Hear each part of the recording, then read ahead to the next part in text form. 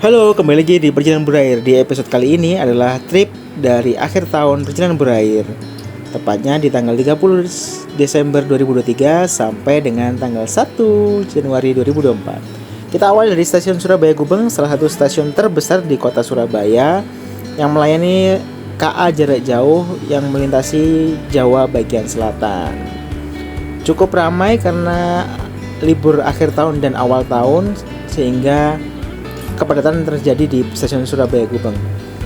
Setelah proses boarding dari loket, untuk kali ini kita akan menaiki KA Jayakarta Premium dengan relasi Surabaya Gubeng menuju Pasar Senen Jakarta via Yogyakarta. Nah, ini adalah interior dari KA Jayakarta Premium untuk yang ekonomi premiumnya. Cukup nyaman.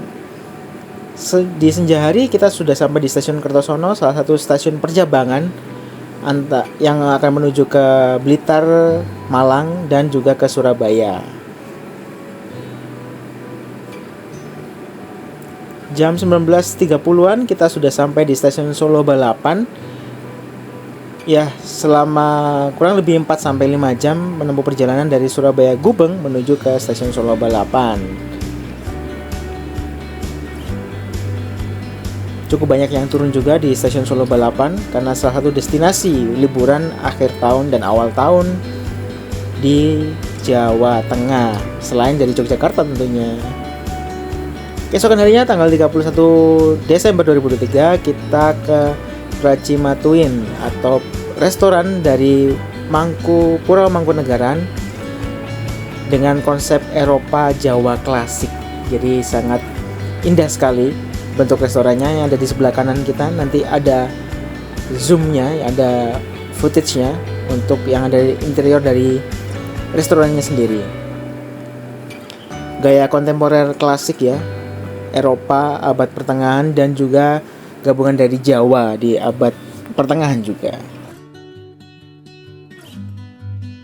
Beberapa makanan yang kami pesan yaitu adalah bebek, kemudian ada selat Solo, dan juga nanti salah satu hidangannya adalah macaroni cheese yang juga khas dari resto tersebut. Jadi teman-teman kalau mau menikmati hidangan maupun minuman yang ada di resto ini, bisa teman-teman reservasi, nanti linknya ada di deskripsi. Nah, teman-teman selain juga bisa menikmati makanan dan suasana dinner ataupun makan siang maupun sarapan di sini, teman-teman juga bisa menikmati taman yang sangat indah di sampingnya. Jadi teman-teman juga bisa menikmati sepuasnya taman yang begitu sangat indah dengan gaya klasik Eropanya dan juga Jawanya yang sangat kental.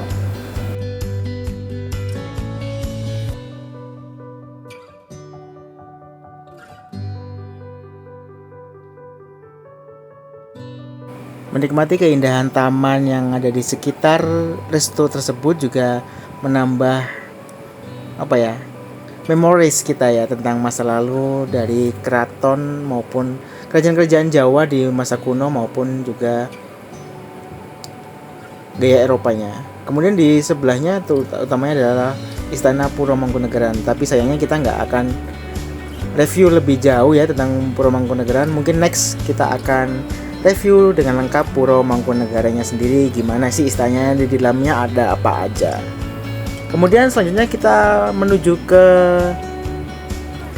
Terminal Tirtonadi melalui Skybridge dari stasiun Solo Balapan menuju ke Terminal Tirtonadi. Dan Skybridge ini juga memudahkan para pejalan kaki atau para calon penumpang yang akan berpindah dari satu mode transportasi dari bus maupun ke kereta ataupun sebaliknya dari kereta menuju ke bus. Jadi teman-teman gak usah khawatir kalau ke Solo kemudian berubah rencana pengen merubah transportasinya menggunakan bus atau menggunakan kereta, bisa menggunakan Skybridge ini. Dan juga Skybridge ini sudah ada atapnya sehingga nggak mungkin kehujanan atau kepanasan ya teman-teman. Cuma memang waktu itu agak mendung jadi suasananya agak sedikit panas. Skybridge sendiri panjangnya sekitar 1 km ya kalau dari stasiun Solo Balapan menuju ke Terminal Tirtonadi. Dari Terminal Tirtonadi kita menuju ke Colomadu menggunakan batik Solo Trans. Di Colomadu sendiri adalah sebuah museum yang beralih fungsi menjadi museum dari pabrik gula Colomadu. Dan pabrik gula Colomadu sendiri didirikan oleh Kanjeng Gusti Pangeran Mangkunegaran untuk memenuhi kebutuhan gula di zaman kolonial Belanda. Dan bangunannya sendiri masih dipertahankan loh teman-teman, dan juga wilayah di sekitarnya atau area kompleksnya juga masih dipertahankan seperti dulu. Cuman bedanya sekarang nggak berproduksi gula, tapi dijadikan sebagai museum untuk kita belajar bagaimana sejarah dan proses pembuatan gula dari tebu pada zaman itu. Di sini kita juga bisa melihat beberapa mesin yang masih dijaga sesuai dengan aslinya ya, ditampilkan di sini, dan juga di museumnya kita juga belajar bagaimana sejarah di Colomadu sendiri atau pabrik gula Colomadu, dan juga sejarah dari di sini coba menerangkan bagaimana sih pabrik gula Colomadu ini berfungsi. Nanti kita akan belajar prosesnya mulai dari establish atau pembangunannya, kemudian prosesnya seperti apa, cetak birunya bagaimana, kemudian bagaimana juga memenuhi kuota kebutuhan gula waktu itu di Hindia Belanda maupun juga di Eropa, karena saat itu memang tujuannya adalah untuk memenuhi kebutuhan gula sendiri baik di Hindia Belanda atau Nusantara, juga untuk digunakan oleh pemerintah kolonial Belanda untuk memenuhi kebutuhan gula di kampung halamannya di Belanda. Inilah potret dari pendiri pabrik gula sendiri, yaitu Kanjeng Gusti Pangeran Mangkunegaran. Di sini kita juga bisa belajar ya di museum ini yang terletak di depan dari, tetapi di bangunan utama ya, bangunan utama bagian depan, tentang prosesnya sendiri, bagaimana alat-alatnya yang digunakan untuk memproses tanaman tebu menjadi sebuah gula atau yang bisa kita nikmati untuk membuat teh dan lain sebagainya teman-teman.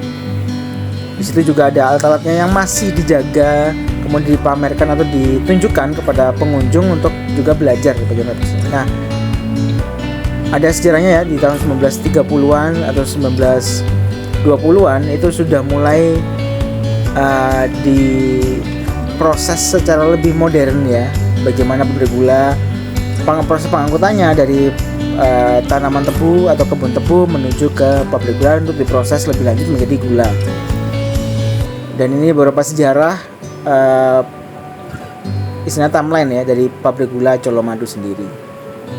Kemudian 2016, kemudian ini saya jelaskan tadi di tahun 2000-an atau dari tepatnya 2016, BUMN mengakuisisi dan menggunakannya menjadi museum yang bisa digunakan untuk sejarah bangsa Indonesia. Ini juga ada yang saya sebutkan tadi ya, ada mode dan jalur transportasi gula yang mulai dari ditarik pedati, kemudian ada lori atau kereta pengangkut tebu, kemudian juga digunakan truk. Dan bagaimana pabrik gula Colomadu sendiri berkontribusi kepada masyarakat sekitar, bisa menjadi pegawai, buruh angkut, kemudian buruh yang memproses sendiri ya tanaman tebu menjadi menjadi gula, itu juga dibantu oleh warga sekitar. Nah, ini adalah diorama atau sebuah gambaran ya proses dari tebu kemudian diproses menjadi gula yang kita bisa nikmatin hari ini. Ini untuk prosesnya masih sangat bisa dikatakan cukup tradisional meskipun menggunakan mesin ya. Belum tersentuh oleh modernisasi yang seperti pengolahan gula pada zaman-zaman sekarang ini. Nah, gula sendiri atau tebu, tanaman tebu, prosesnya pasti ada akan ada sisa atau waste ya. Waste-nya ini sendiri bisa digunakan menjadi pupuk atau menjadi campuran dari pakan ternak. Jadi masih bisa digunakan terus ya. Nah, ini adalah penampakan di bagian depan ya, bagian depan dari pabrik gula Colomadu. Jadi ini penampakan sebelum ya di tahun-tahun 1920-an, 1930-an atau 1800-an ya, teman-teman bisa lihat sendiri bagaimana penampakan dari pabrik gula Colomadu di masa itu. Nah, ini salah satu quotes dari Kanjeng Gusti Pangeran Mangkunegaran bahwa ilmu pengetahuan hanya bisa dicapai dengan laku atau perbuatan ya, atau kesungguhan ya. Dan laku itu harus disertai dengan kemauan, tulus dan bersungguh hati.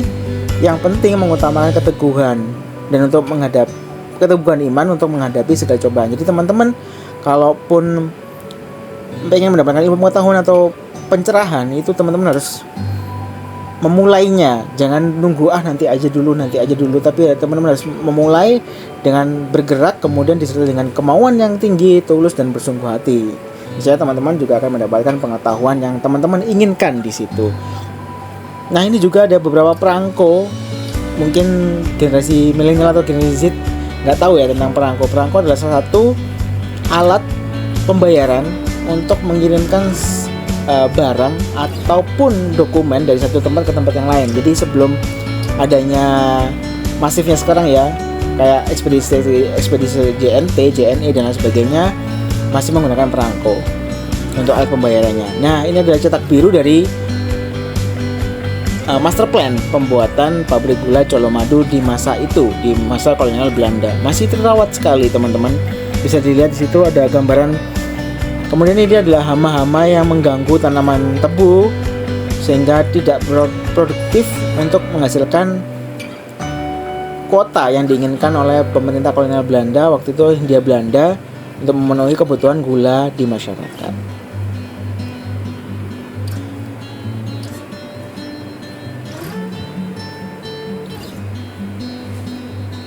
Nah, ini efek dari beberapa penyakit atau hama yang menyerang dari tanaman tebu sendiri. Nah, ini adalah gambaran secara luas ya, bagaimana kompleks pabrik gula Colomadu waktu di masanya, waktu beroperasi ya di masanya, sehingga teman-teman bisa mendapatkan gambaran bagaimana waktu beroperasinya pabrik gula Colomadu saat digunakan atau beroperasi memproduksi gula dari tanaman tebu. Cukup luas sekali sebenarnya, bahkan sampai sekarang pun masih dipertahankan untuk lokasi atau luasan dari pabrik gula Colomadu yang sekarang menjadi De Colomadu atau Museum De Colomadu. Teman-teman juga bisa mengakses atau mereservasi dari De Colomadu, nanti link akan kita sisipkan di kolom deskripsi ya teman-teman. Jadi jangan lupa. Dan sangat murah sekali untuk mereservasi pengetahuan atau mengakses pengetahuan tentang sejarah dan proses pembuatan gula sendiri.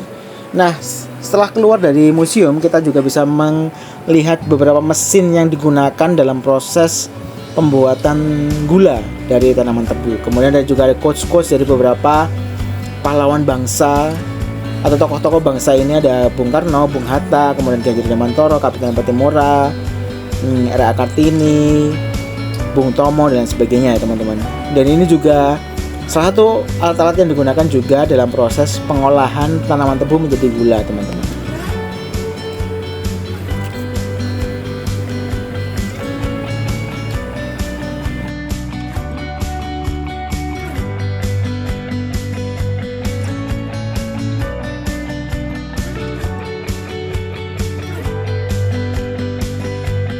Thank you udah nonton dari awal hingga akhir perjalanan Burair Explore Kota Solo.